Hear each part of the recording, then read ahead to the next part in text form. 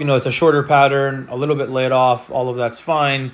You load nicely into the legs. You can see a good change in knee flex, so your pelvis is tilted down nicely. Shoulder planes tilted down nicely. Hands are staying in front of the body nicely. Club is already shallow, which for a shorter swing is certainly preferable. And so from here, all we have to do is just try to find a way to get the body to open up. The one issue that I see here is it just looks like a little bit too much of a pull down. You can see kind of where the hands are, and there's just a big pulling down effect to the hands at the start of the downswing. So this big vertical drop to the hands. And a lot of this has to do with the fact that you're yanking on the club. So there's too much force basically being applied into the hands and not enough being applied into the body.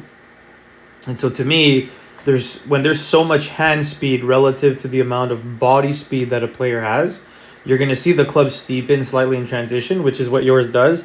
And you're going to see a golfer get really stuck with the hands a little too far inside. And in your case, you mentioned on your back foot because your body can't keep up with the speed of the hands. And so you can't rotate and get to your lead side anymore. And so from here, you can see how this club trends a little bit steeper coming down. And then you have to shallow it out really late. And that's where the body kind of backs up to keep the club inside the hands here. And then obviously at this point, just stuck on the back foot, not a lot of rotation. You can see kind of like a higher handle delivery, which is quite common as well with golfers who get stuck.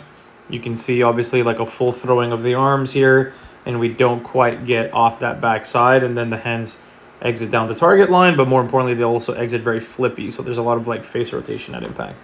And then you'll usually see this club not only exit very vertical, but you'll see the toe of the club head typically really turned over at this point. So that's kind of like the snowball effect that you'll see. But really, all of this trend starts kind of from the top down. To the top of the backswing, I wouldn't change anything. But from here, we really got to slow down the speed of the hands, and we got to get the body more involved with a lot better rotation. And then in doing that, if we leave the hands alone, your hand path would work a little bit more out in front of you instead of being yanked down. The club won't steepen through the pull down effect, which is what you did right there. And then your body won't need to be stuck on that back foot and have to save it. And obviously, this is always going to lead to a two-way miss. A lot of blocks, a lot of pull draws, and especially because of how the hands, when they pull down, they get really stuck to the body. They have to push away from you really late. So you'll see that exact theme happen kind of right here. So at the top of the backswing, look at where the hands are. You look at the speed in which the hands kind of get yanked down. So there's this big kind of vertical drop to them.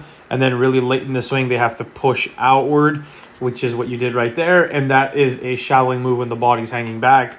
But then that will oftentimes expose the heel of the club. And you'll see a lot of shanks happen from that as well, which is why your strike can be very thin, very heely. And obviously that's not really ideal for compression.